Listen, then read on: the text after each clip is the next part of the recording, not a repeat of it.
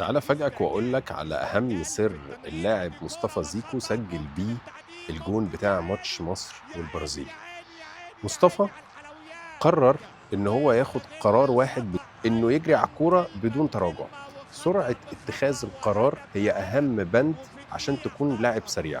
طبعًا البنود التانية كلّها مهمة، لكن لمّا نشوف في الفيديو هو إزاي خد قرار واحد ونفّذه قدر يجيب الجون. يعني المهارة اللي عنده والقدرة اللي عنده في الfitness 90% من السبب في الجون دوّة، أكتر من مهارته الكروية، وبالتالي اللي خلّاه يسجّل الجون هو سرعته في الحركة وسرعته في اتخاذ القرار. سرعة اتخاذ القرار هي واحدة من أهم البنود في السرعة، وده اللي إحنا بنشتغل عليه بالضبط في الclass بتاع الإعداد بتاعنا للعيبة اللي هو الخاص بالspeed والendurance. لو عايز تعرف تفاصيل أكتر عن الclass دوّة وتقدر يبقى عندك قرار واحد وتقدر تنفّذه على طول، ابعت لي DM وأنا هابعت لك كل التفاصيل.